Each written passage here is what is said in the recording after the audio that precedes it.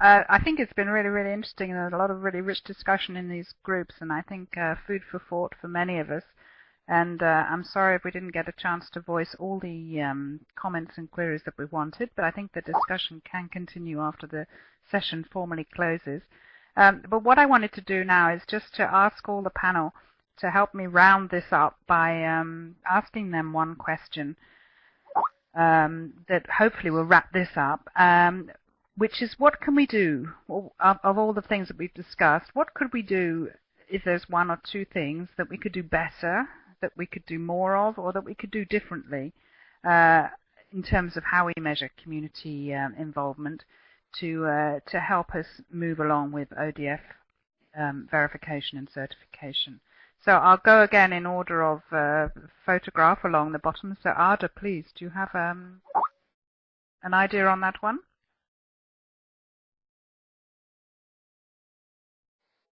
You have to put your mic on, Ada.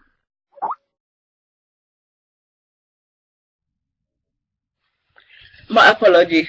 I said, I think for me the thing is working on very robust systems for monitoring cannot be overemphasized. But above all, it's strengthening the sector. And by that I mean institutions typically responsible for sanitation in countries. It's critical if we're going to be able to, to do this rather than, and that comes also from the discussion in my group also. The incentives to monitor and to report and maybe over-report, under-report, or report poorly could be addressed if we had the capacity within government to do these measurements and reporting. We get a clearer picture. That's what I'll say.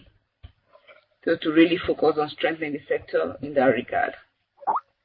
Okay, that's a really good, yes, important. So capacity. Darren.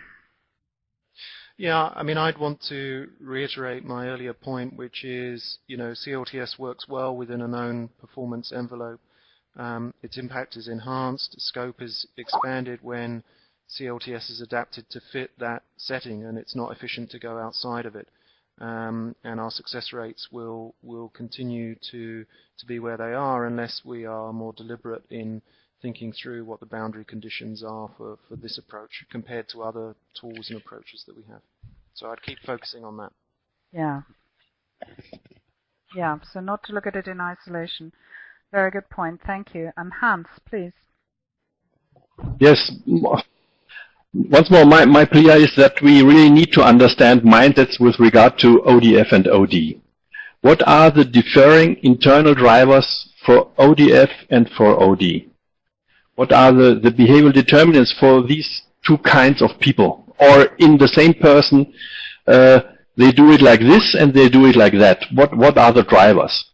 And we need to understand this psychosocial, but as well the contextual drivers. Contextual drivers are institutional, environmental drivers for behavior change, and if we understand these, then we can really improve sanitation promotion campaigns. Thank you.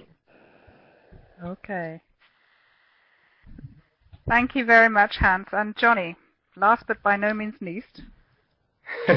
Thank you. I noticed throughout the webinar that we have a lot of varied suggestions, and sometimes we contradict each other. I think it's tough to admit that there is no silver bullet, and so our recommendations are complex and probably a little bit harder to use. I think one thing that's important for me to emphasize is, we know that we want a community to move together, but we know it's made up of different individuals with different behaviors and determinants of behavior. And so while we should look at communal outcomes, we should also look at the individuals within that community and see how we can get them to influence each other. Can we train natural leaders or early adopters and try to improve community dynamics? And then just to echo one of Darren's points is to not get fixated on one approach. Use CLTS where it's most likely to work first. Don't go to the hardest communities first if it's going to succeed quickly in the neighboring community. And if CLTS or sanitation marketing isn't working where you are, in the community where you're working, be willing to admit failure and try something different or move on. Getting stuck on an approach and doing the same thing over and over again can waste money that could be used next door where it would succeed. So, thank you.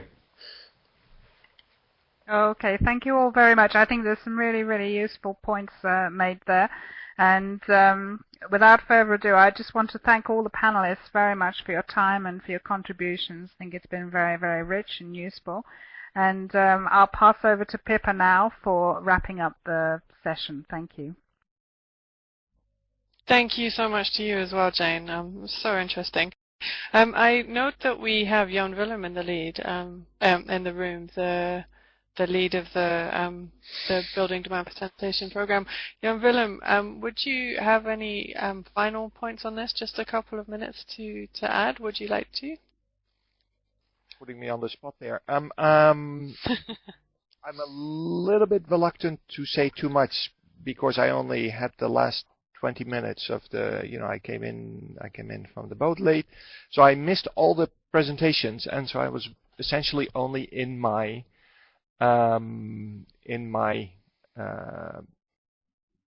my breakout group. But I think two of the points that Darren and Johnny made, I think are really worth us taking to heart, which is, be clear where you use what. Don't set out to solve your hardest problem first, and very clearly determine what it is you're looking at, what your success is, and follow through on that. As you know, in the BDS portfolio with the foundation, we have invested a lot in understanding CLTS better, but we've also said, there is the CLTS++ approach where we look at wider issues, including the design of improved facilities for users, the financing, marketing approaches. And what I would like a discussion like this to contribute to is not only a better understanding of how do we do better what we do, and the fact that we sometimes contradict each other and don't all have the same experience is to be expected, but would also lead, hopefully, to an examination of, okay, there is not one truth, there is not one silver bullet, as we keep saying, and let's understand clearly what works in what context, but also what works in the larger context. How can we work together as a sector to have the different bits work together rather than see ourselves as, I'm either in the CLTS camp or I'm in a marketing financing camp or in a design camp. How do we usefully bring our experiences and strengths together to make progress, which is what it is about. Thanks. Thank you, Jan Willem. That's all we have time for today. It's an hour and a half is really not enough time to kind of really dig through these issues. But hopefully, we've kind of started a conversation. Hopefully, you've been able to kind of, something someone has said has resonated with you, and I'd really encourage you to pick up on anything like that offline. We have a dedicated Susanna discussion thread where you're more than welcome to add any further comments on that. We have a list of resources that our panelists have shared with us. You're more than welcome as participants to add to that, and we'll share the recording of this session. So we're going to the links for those resources and the Susanna thread you can see at the bottom of your screen. We also have a poll about where you heard about the webinar, which would be useful for us in terms of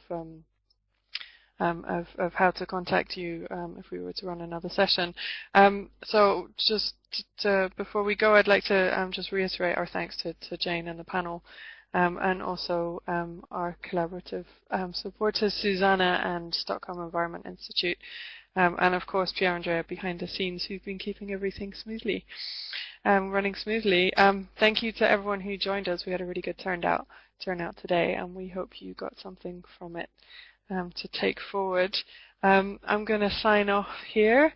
The room will stay open for another 20 minutes or so, just to allow you to keep discussing on the chat if you want, make those kind of one-to-one links, and access any of the resources.